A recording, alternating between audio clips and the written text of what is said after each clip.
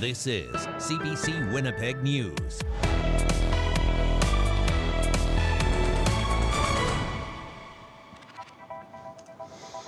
Good evening. Thank you for joining us. Brittany is away tonight. A school-aged girl remains in critical condition after suffering life-altering injuries in a foster home. 2 foster parents are facing charges, including aggravated assault and failure to provide the necessaries of life. The CBC's Mike Arsenault spoke with the Grand Chief of the child's community, who says the girl is fighting for her life. Interim Grand Chief Alex McDougall fights back tears, talking about the school-aged girl taken from a foster home, now in critical condition. The abused child and 3 others in the home were from McDougall's community of Anishinaabe, which represents 4 nations in the Island Lake region. The reaction is one of shock and just disbelief that something like this can and is happening to our most vulnerable, our children in our communities. Friday, police were called to this Riverbend neighborhood home in North Winnipeg about a child with serious injuries. 1 was rushed to hospital, and 3 other children in the home were sent for a medical assessment. McDougall says the girl is on life support. I've gone to the Children's Hospital to extend my support to the family. And the Manitoba Foster Parent Association says some foster families aren't equipped to care for children with complex needs. Police haven't given details about what happened, but President Jamie Fow says any abuse highlights a need for mandatory training for foster parents. Manitoba is one of the only jurisdictions in the world that doesn't require that type of training and support.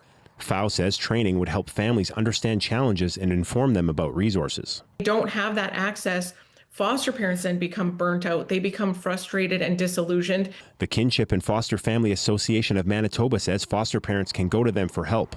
Linda Enns is the executive director. At this point, it is not mandatory. That's not something that we have control and power over. I would love to see it be mandatory. I think it would be very helpful, especially for new foster parents coming in and just starting out. In a statement, the Minister of Family says training is available through all Child and Family Services authorities. The statement also says the province funds about $500,000 a year towards the Kinship program. Mike Arsenault, CBC News, Winnipeg. Crown prosecutors are asking for an adult sentence for a 16-year-old accused of attacking a Brandon teen with a sword. The attack happened at Neelan High School in June. It left a grade 10 student with deep wounds to his hands, chest, and thigh. The accused is now facing 3 counts of attempted murder after 2 counts of assault with a weapon against 2 other victims have now been upgraded. Police have said the attack was premeditated, targeting immigrants and people of color. The case will be back in court on October 7th. No trial date has been set. Bacteria levels are about to spike on a portion of the Red River in Winnipeg. The city is temporarily turning off ultraviolet treatment at the North End sewage treatment plant while it upgrades the facility. And as the CBC's Josh Crabb reports, river users are being warned to take caution. Fall fishing on a warm September day. Rem Kapina and his family took advantage of the temperatures, and they're glad they did before water quality on this portion of the Red River takes a dive. This river is going to go to the lake eventually. It's going to go on our beaches, so people swim in there. Starting October 1st until March of next year, ultraviolet treatment at the city's North End wastewater treatment plant will be shut down to accommodate upgrades. The UV light helps destroy bacteria and viruses in treated wastewater released into the Red. We're not introducing things that aren't in there already, but, normally when the UV is on, we are putting less in. Without it, Winnipeg's Director of Water and Waste, Tim Shanks, says bacteria levels on the river could nearly triple at the plant's outfall. The city is warning people within 3 kilometers downstream of the plant that the Red will have high levels of bacteria over the next 6 months. If you're using the river in the affected area, the city says you should avoid direct contact with the water. If you do touch it, wash with soap.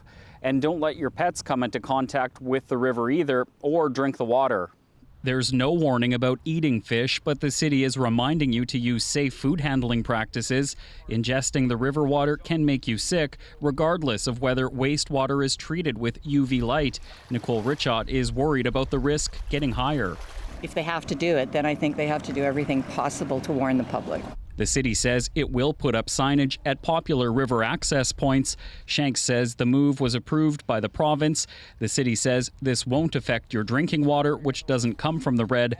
Officials are also going to be collecting water samples to monitor the impact on the river around the wastewater plant. Josh Crabb, CBC News, Winnipeg.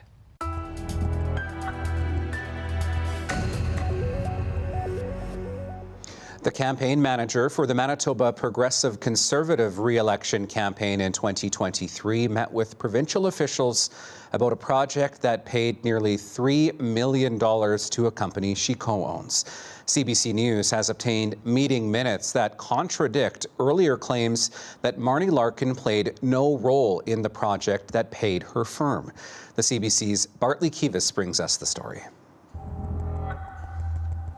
We know this election is going to be tight in that it's going to come down to a few votes. Marnie Larkin was a campaign manager for the Manitoba Progressive Conservatives in the last provincial election. On the night the PCs lost power to the NDP, outgoing Premier Heather Stephenson singled out Larkin during her concession speech. To my campaign manager and friend, Marnie Larkin. Larkin is also the co-owner of Boom Done Next, a Winnipeg consulting firm that took part in a daycare project involving the former PC government and John Q. Public, a company owned by 12 Manitoba municipalities. The project saw the province provide funds to municipalities, which in turn contracted John Q. Public to manage the construction. John Q. then paid Boom Done Next. In April, Manitoba's education minister stood up in the Manitoba legislature to announce her government had asked for an investigation into the daycare project. When we became aware of the irregularities of these contracts, we cannot in good faith ignore the political overlap. That's why we have written to the Auditor General asking him to investigate and provide reassurance to Manitobans. The day Schmidt stood up in the ledge, the government provided a financial summary which showed payments from John Q. Public to Boom Done Next.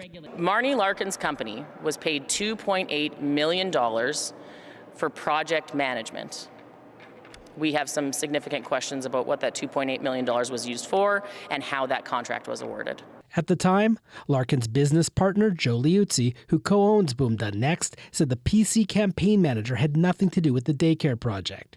He said Marnie Larkin recused herself from this work entirely and played no role in the project. 2 weeks earlier, John Q. Public CEO Colleen Sklar also said Larkin was not involved with the daycares. Not on this project, no.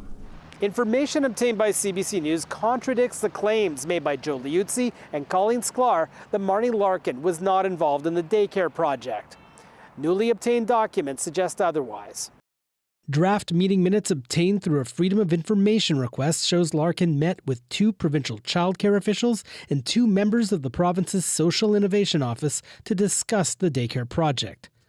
CBC News also obtained confirmation that Larkin attended the meeting on May 27th, 2022.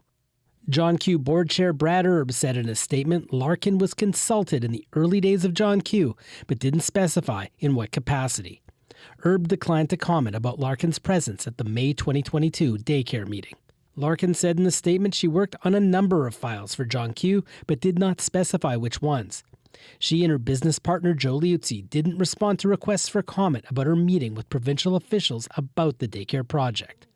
Manitoba's finance minister says Larkin's attendance at the meeting raises more questions. I think the fact that it's been confirmed that she was present at the meeting undermines the story that's been told so far about her involvement in the project. The leader of the official opposition, however, said he's not concerned with the Stephenson government's daycare project. That our government was committed to growing our economy and growing childcare spaces. Manitoba's won childcare spaces. That was the government's focus. There is no word as to whether the Auditor General will investigate the daycare project. Bartley Kivas, CBC News, Winnipeg. All right, you're looking at some images of a very, very foggy morning in Winnipeg. Visibility for a good chunk of the early morning hours down to 200 meters or less at the airport. Let's get a first check on our forecast with weather specialist Ethan Williams. And Ethan, it wasn't just here in Winnipeg that saw this. Well, Riley, I thought I'd start with a look at earlier in the day when we had some pretty intense fog developing over southern Manitoba, including in the Winnipeg area. Visibility down to near zero. Big thanks to our very own Abby, who grabbed a photo outside. And so did Al in Steinbach. The fog creating some nice light for those cobwebs out there as well. But the fog has cleared out, and so have the skies. Nice, mostly sunny day for much of us across the province, save for some cloud and some incoming showers moving through northern parts of the province. But I think for Winnipeg and the southern half of Manitoba, we're looking at another nice one again as we head into tomorrow. Again, temperature around 15 degrees as we wake up, so it's going to be nice and warm. The cold front, though, is knocking temperatures back tomorrow, so 17, about the best that we're going to do, and a bit of a breeze along with that as well. But still, that's still pretty much a bang on seasonal for this time of year, so a nice day expected. I'll have a look at your full forecast, Riley, coming up. All right, thank you so much, Ethan. Coming up, he'll learn to play soccer in a refugee camp. Now this Winnipegger is playing the game he loves on international pitches. That story is just ahead. Stay with us.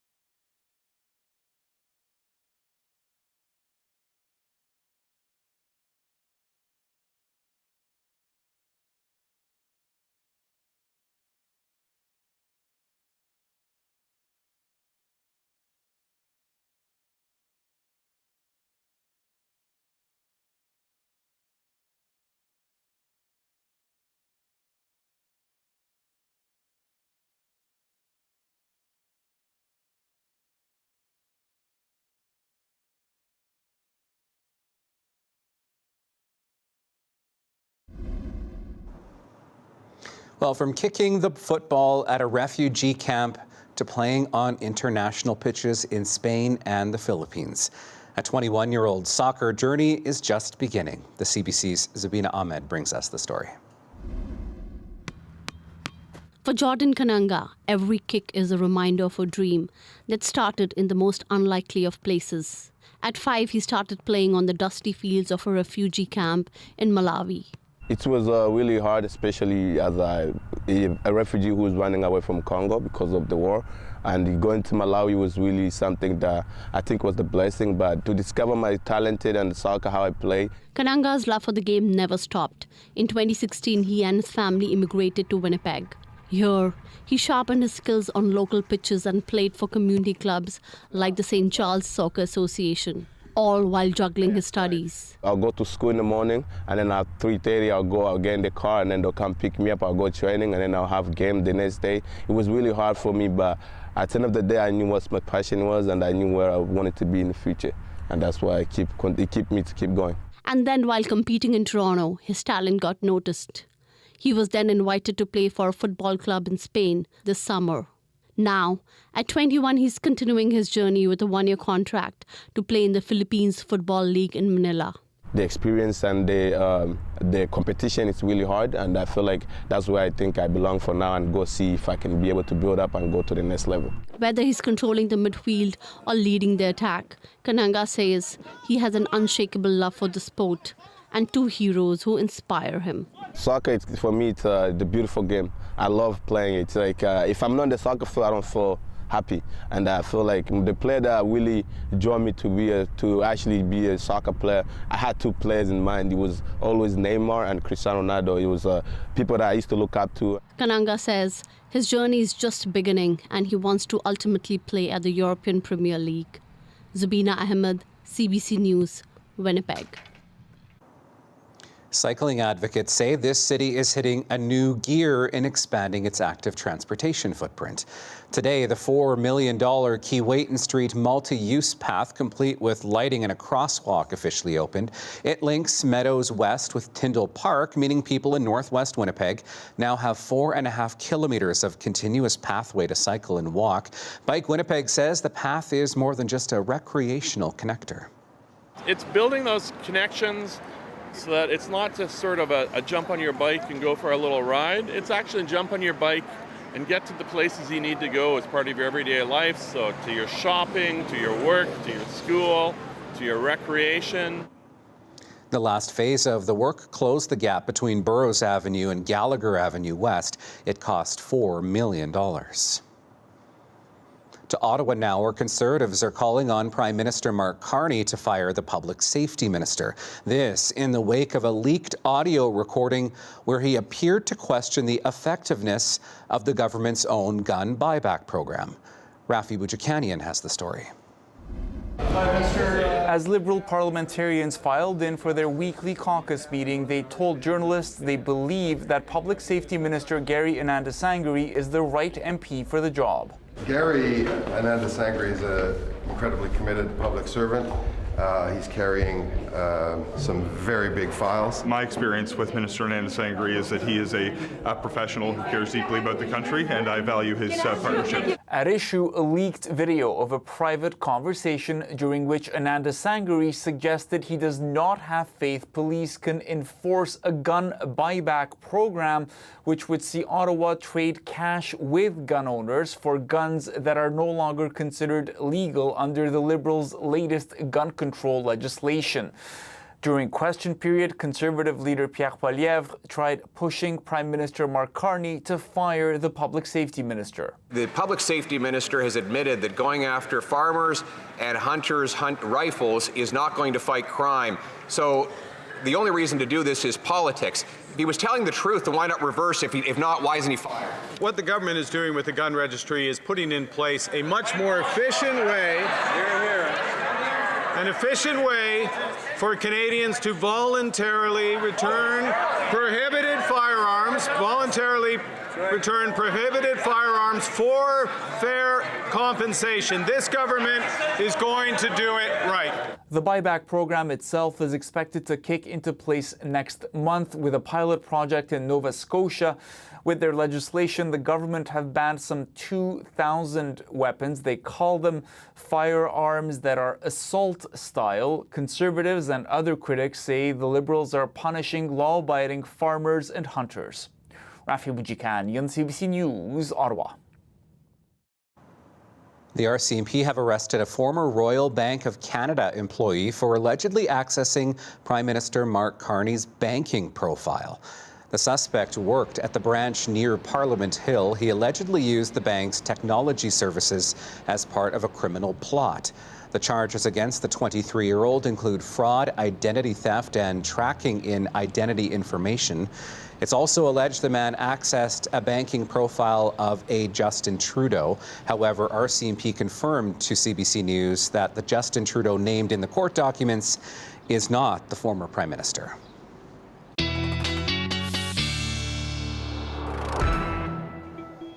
Well, I hope you had a chance to step outside today because it was certainly a treat today. Let's get back to weather specialist Ethan Williams. And Ethan, are we looking at this heat sticking around? Well, some well above seasonal temperatures throughout much of the province as we've gone through Wednesday. Upper 20s along the western side of the province. Even up north, Churchill, 18 degrees. That's almost 15 degrees above normal for this time of the year. But things going to be getting a little bit chillier as we get into Thursday. Not by a whole lot, probably knocking those temperatures back down to more seasonal conditions, but the near 30-degree conditions, I think, coming to an end, mostly because of this cold front here, which is attached to this low-pressure system, which has begun moving through the province, and that is bringing some rain to northern sections. That's going to pretty quickly move on out, though. I think by the time we get into the wee hours of Thursday morning, we'll actually already be seeing clearing out west through southern and central Manitoba. Again, we're looking at mostly clear skies as we go overnight. But keep in mind that cold front keeps sinking southward. So as we get into Thursday, temperatures will be feeling a little bit cooler than we've seen today. But in behind that cold front, another dome of high pressure starting to build in. So that'll keep skies clear as we go through the day Thursday and through most of Friday. But as that high moves out, our next weather maker starting to move in, this low pressure system, bringing, I think, a little more substantial rainfall to northern Manitoba, and the cold front developing from this possibly bringing through a few showers to the Red River Valley as we get later into Friday and early Saturday, but that will pretty quickly make its way out once again. So from this first round of rain overnight, I think the north, we're maybe only looking for about 1 millimeter or 2. The more substantial rain coming as we head toward the weekend, maybe amounts in between 10 and 15 millimeters up north. And for most of us in southern Manitoba, again, I think just a few showers as that cold front moves on by. But we will notice winds start to pick up a little bit more over these next few days as those systems start to interact with us a little bit more.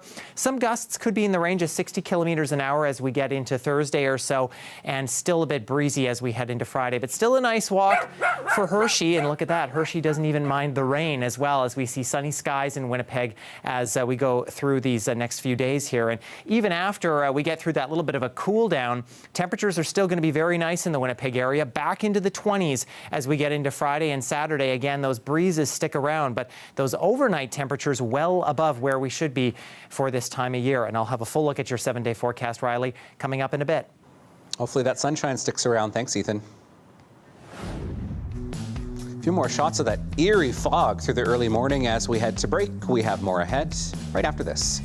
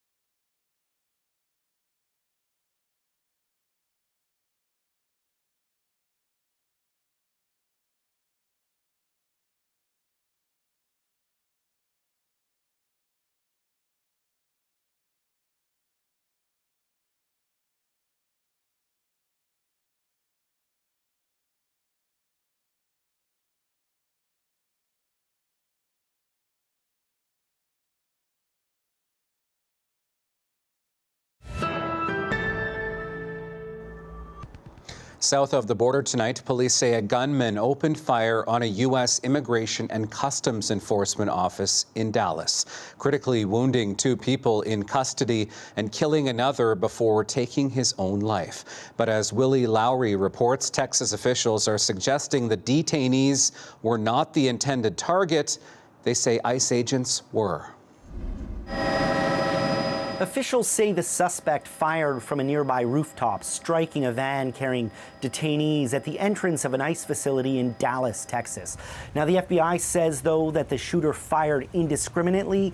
The ICE facility itself was being targeted, and it says bullets found near the suspect, who died from a self-inflicted gunshot wound, had anti-ICE messages on them. It is unfortunately just the most recent example we've seen of targeted violence.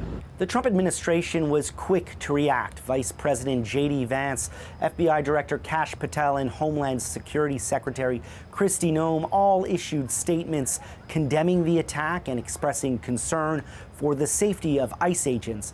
Vance also took aim at the left.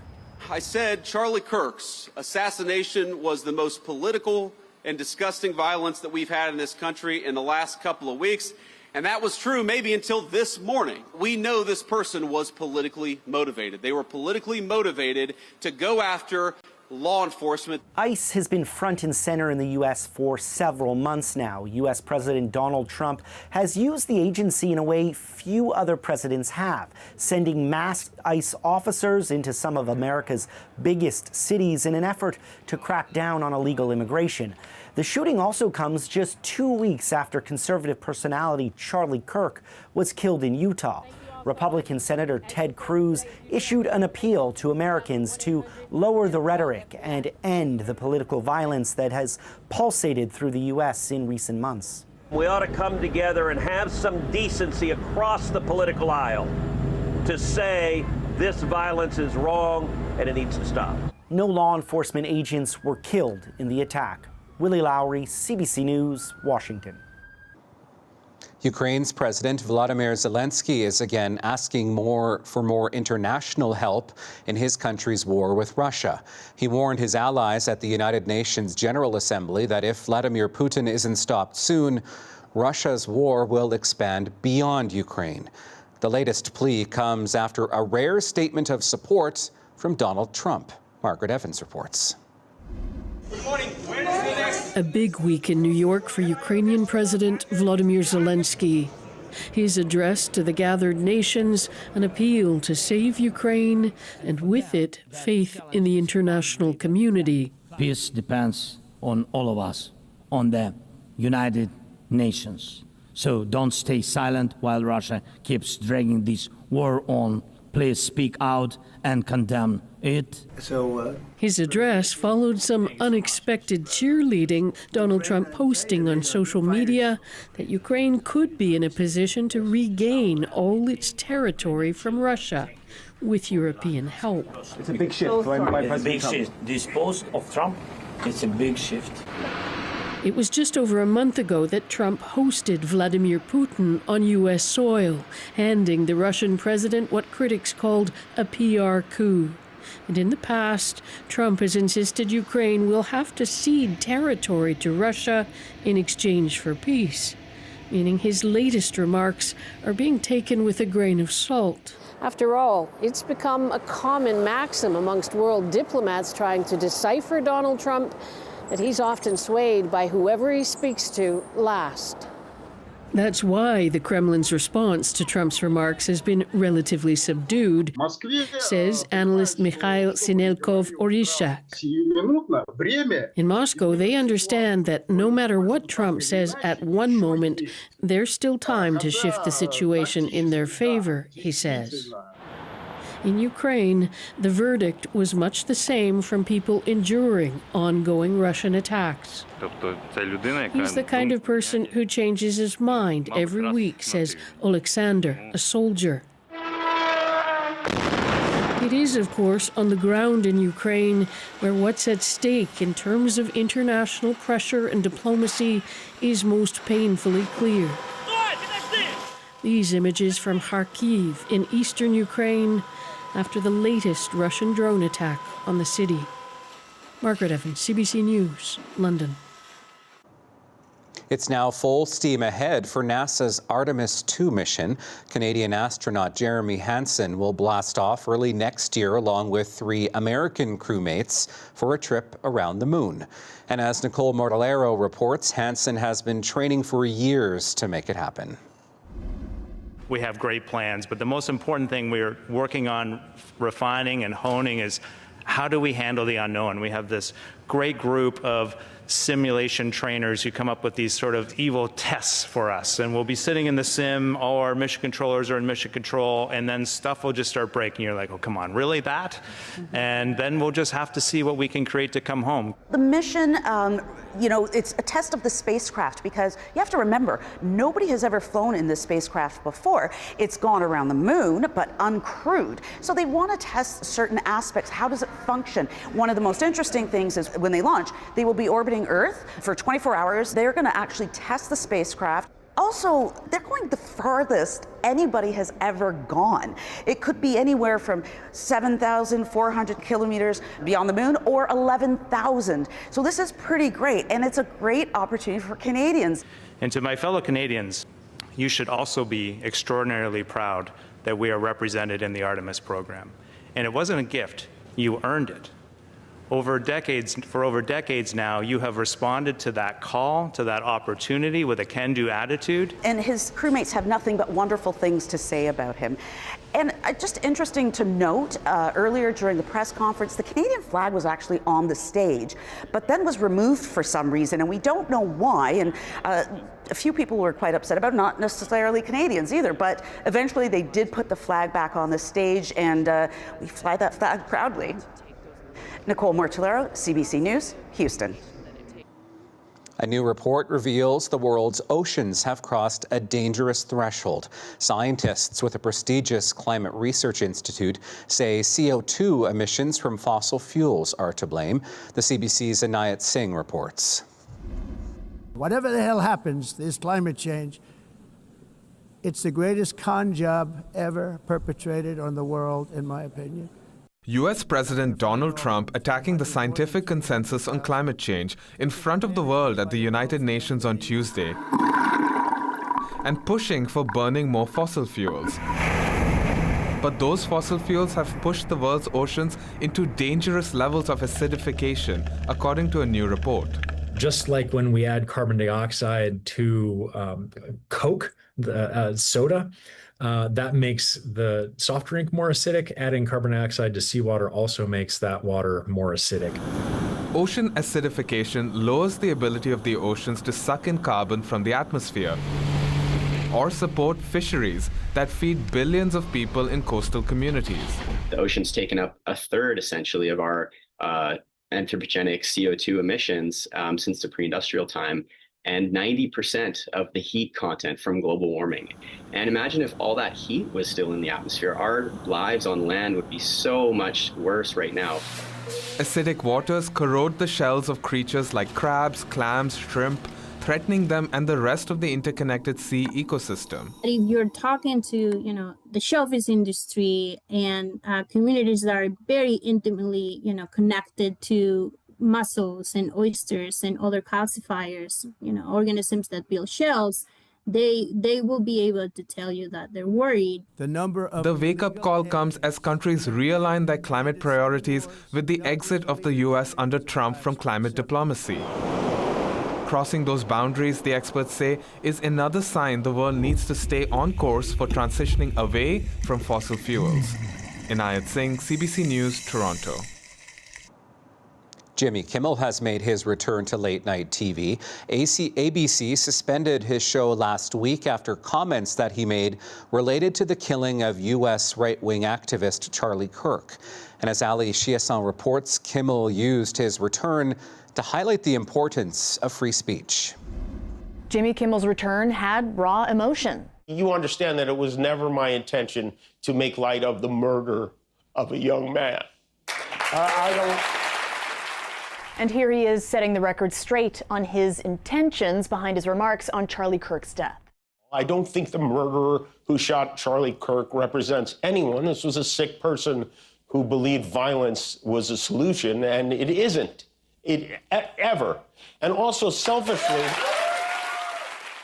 You know who's not clapping? The people behind Kirk's media company, Turning Point USA. A spokesperson tweeted this: "Not good enough, Jimmy," along with what they would have wanted to hear. There are certain people who are never going to be satisfied, no matter what he says. I spoke with the executive TV editor at Variety magazine about reaction and ratings. It's looking like right now the monologue on YouTube is doing some of the best numbers that Jimmy Kimmel has ever done. Remember, not everyone could tune in on TV, because two companies that own about 70 ABC stations said they're still not airing his show. Important to note that those companies, Nexstar and Sinclair, have deals in the works that require FCC approval. I think for those stations, they missed out on getting eyeballs to their newscasts as well before Jimmy Kimmel Live, and they obviously couldn't sell advertising during what was a huge show last night. But those corporations have bigger fish to fry with the FCC. That didn't stop Kimmel from poking fun at them, with Robert De Niro playing FCC Chair Brendan Carr. But it seems like the FCC is using mob tactics to suppress free speech. What the did you just say to me? The thesis of the episode being, this show is not important. What is important is that we get to live in a country that allows us to have a show like this.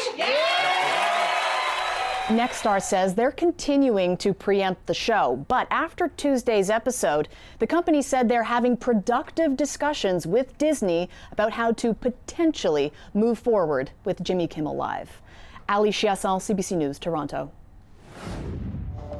Coming up, a massive sinkhole opens up outside of a hospital in Bangkok. We'll bring you more of this dramatic footage next.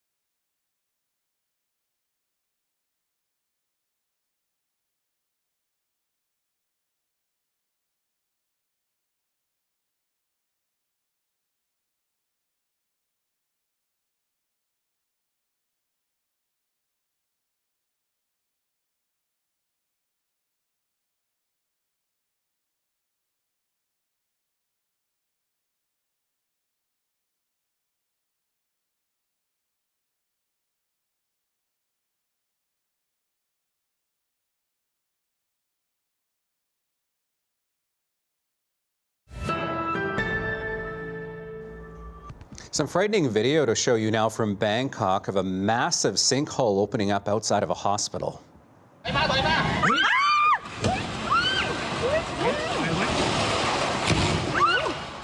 Yikes. Incredibly, no one was hurt as a large section of a 4-lane road sank and the sinkhole grew larger. It forced evacuations from the surrounding area.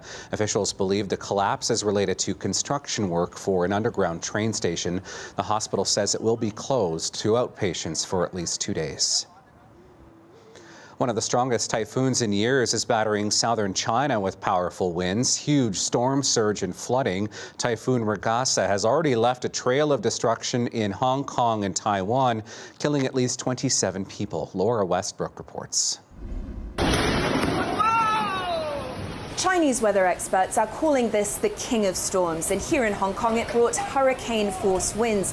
Now the strong winds brought down trees and heavy rain caused flooding, and there was also storm surges in parts of the territory. Dozens of people were injured during the typhoon, and it also brought the city to a standstill. Hundreds of flights were cancelled, schools suspended, as well as many businesses closed, and heavy rain triggered by Typhoon Regasa caused a barrier lake in Taiwan to burst its banks. That sent water surging into a town in the eastern county of Hualien. There was video of homes being flooded as well as cars submerged by this muddy water. Several people have died, and authorities have sent search and rescue teams to try and help with that effort there. The storm is now affecting southern China with heavy rain and strong winds. Authorities ordered businesses as well as schools to be shut down in at least 10 cities across the southern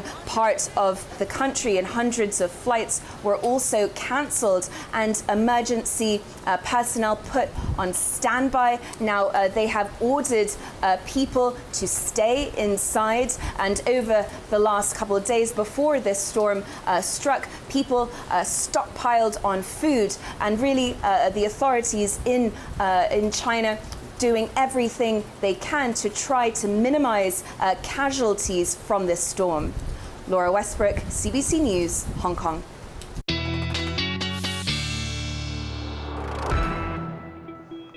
All right, let's bring back Ethan now. And Ethan, we're dealing with the heat, not the wetness here in Manitoba. And in some places, we're close to record-breaking. Well, Riley, I was mentioning a little bit earlier about how warm things have gotten, especially in western sections of Manitoba through Wednesday here, near 30 degrees in Swan River and Dauphin. We're getting pretty close to record territory for September 24th. You'll notice we're just shy of that if you're in Melita and Verdun. Records for this day stand around the 30-degree mark. But it's actually up in northern Manitoba where we're seeing records coming pretty close to falling as well. In fact, the Paw may have just broken one, getting to 28 today.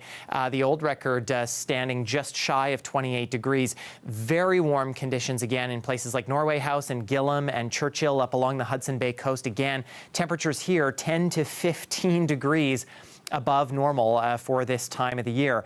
Even though we are going to see a little bit of a cool down thanks to that cold front moving through, the overall temperature pattern keeps us pretty warm through these next few days. The jet stream still arcing above the province and really above much of Western Canada and even into Ontario as well as we get into the weekend. So temperatures holding steady, probably above 20 degrees or so for these next few days. And we're not just going to notice the warm daytime temperatures, but the overnight temperatures going to be pretty toasty as well. Look at these temperatures around 15 degrees overnight tonight in southern Manitoba. Winnipeg this time of year, we should be closer to about 4 degrees. So we're about 10 degrees above seasonal.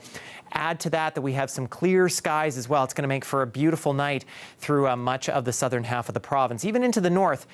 Again, above seasonal temperatures here, even some double digits if you're in places like Barons River and Island Lake and even close to the Hudson Bay coast. Far northern sections, again, we're seeing that rain moving through, but that should begin clearing out as we get into the morning hours, and even some sunshine for northern sections as we get into the first part of Thursday. Warm as we start the day and into the afternoon, back into those mid to maybe even upper teens for some places, hanging back a little bit in far northern sections along Churchill, but still above seasonal. For southern Manitoba, again, the cold front has moved through from this kind of system that we've seen overnight by the time we get into early Thursday. So these temperatures that you see here, we won't get much warmer than that as we head into the afternoon, but that's still pretty good as that leaves us with around seasonal conditions for this part of September and lots of sunshine as well. Now have a look at your 7-day forecast coming up, Riley. Thanks, Ethan. Well, there continues to be a lot of mixed reaction to the CFL's plan to change some of the rules to Canada's game. Changes include shortening the football field, modifying the rouge, and shrinking the end zones from 20 to 15 yards, plus a 35-second automatic reset on the play clock. For some perspective on these changes, I'm joined by longtime University of Manitoba Bison's head coach Brian Doby. Brian, thank you so much for coming in today. You bet, my pleasure. So, I mean, you arguably are probably one of the best people to talk to when it comes to changes to the game of football in our province. What is your take on these changes? Wow. Biggest changes that I can ever recall. I coached for 50 years. I don't ever recall so many changes all in one mass sum. But quite honestly, I think there's two directions. Many of the more I've thought about it and talked to people, many of the rule changes I think are really going to be good. I really do. They have kept the integrity, the sacredness of the Canadian game by keeping the 3 downs. Okay. If they got rid of that, blasphemy, you know, that's key. But for example, the 35-second clock. Yep. If I was still coaching, I just retired, but if I was still coaching, I would applaud it. I think the officials will actually applaud it. I think it will at all levels. I hope that rule moves to university, where I came from, and of course to junior and high school. The field will be interesting. They talk about how it should result in a lot more scoring by moving the goalpost back. At the CFL level, I think it's a great move because kickers are hitting field goals nonstop. It's almost like they can't miss. They're so good now. I think that will generate more opportunities for touchdowns, but the 15-yard end zone will take away some of those opportunities. That's a pasture back there at 20 yards deep. So I think one of the big questions I think people have is how will these rules at the CFL level have an impact down the line for leagues at the university level, for example, into the high school level? What's that trickle-down impact as we introduce some of these changes? There is always a trickle-down impact, and it always is downwards. You know, I look at the years I've coached university football, and when the CFL would make changes, we would immediately deliberate their changes. Right. And then we would lobby, and sometimes we would make those changes within the year. Sometimes it would take 5 or 6 years. But they'll happen. Changing the fields is interesting, the size of the fields. It's very interesting. And the displacement or replacement of the goalposts, things like that. I'm trying to picture the Bisons playing next year at Princess Auto Stadium. So there's going to be costs eventually, sooner, you know, later than sooner probably, but there's going to be costs. There's going to be all kinds of implications that will affect officiating and the flow of the game. But it's a game, and we're not changing it to NFL rules. You know, by doing this, I think so many of the changes are good. I think when I talk to my friends, they all bring up the NFL, and they don't want us to be an NFL puppet. Yeah. So, that brings up a good point. What kind of reaction have you heard so far? I'll call it mixed. A lot of it has been sort of the shock effect because so much happens so quickly. And I think the big fear is what I just suggested. So many people have talked to me about, you know, now we're going to be like the NFL. And the NFL is a boring game. You know, you hear that from a lot of Canadians. The CFL is got the game, and you know, everybody loves the return game, and that's going to change a little bit. There won't be returning of field goals for 115-yard touchdowns. But again, I think when you actually go through the rules, I think it's going to make the game an offensive game in Canada, it is an offensive game, not a defensive game. It's going to even make it more so an offensive game. And people that love football, like football, but don't, you know, they're not coaching. They're more not passive in-depth. fans. More passive fans. They love offense. They love seeing touchdown scores. They love seeing fireworks go off when it happens. And it will generate more offense. There's no question about it. Again, the 3 down rules is everything. And I love keeping the width of the field. Shortening the field, no big deal. Shortening the end zone, it'll have more of an effect, even though it's only 5 yards. You'll be surprised. That will affect things a little bit. But yeah, I'll leave it there. Brian Dobie, thank you so much for your time. Absolutely, my pleasure. Go CFL. Still ahead, we're officially into bulking season, and it's time to crown one bear the chunkiest. We'll bring you the contenders coming up in our daily lift. We're back right after this.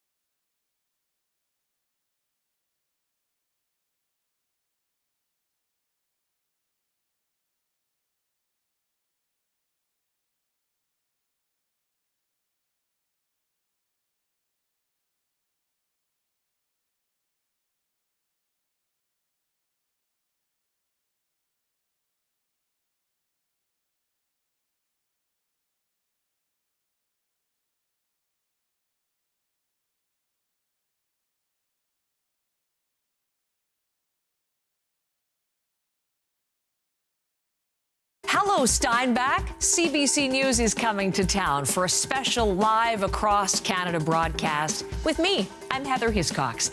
It's Thursday, September the 25th at 8 a.m. We hope you'll join us at the Southeast Events Center. We'll have a live broadcast with a national spotlight on Steinbach, followed by a power brunch and a special Q&A session. So visit cbc.ca/Manitoba and go to the community section to learn more.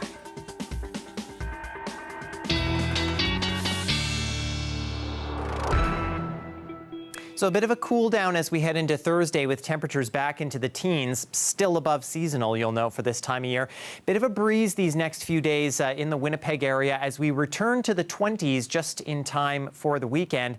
And those 20s not only stick around, things actually get warmer as we head through the rest of the weekend. Mid-20s by Sunday, Monday, and Tuesday as well, I think will be the warmest day of the stretch, where we get up to 26. A little bit of some cloud cover building back in for Tuesday, but that is gone and out of here by Wednesday as we're left with some breezy conditions and highs around 23. Notice those overnight lows starting around 7 degrees as we head Thursday into Friday, but back into the mid-teens. Those are temperatures that we sometimes see overnight in the middle of summer, Riley.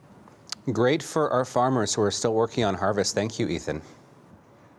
Well, you may have heard of the term bulking season every now and then, especially amongst gym and fitness enthusiasts.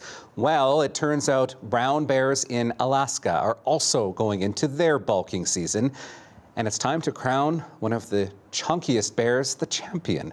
Today is day 2 of the 11th annual Fat Bear Week, and that's our Daily Lift.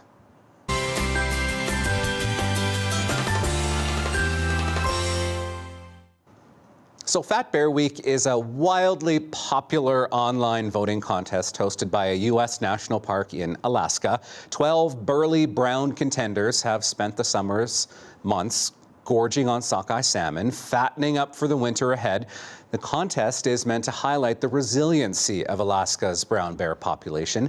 This year brings in a mix of returning favorites and new challengers, with the contestants facing off in a single elimination bracket-style tournament.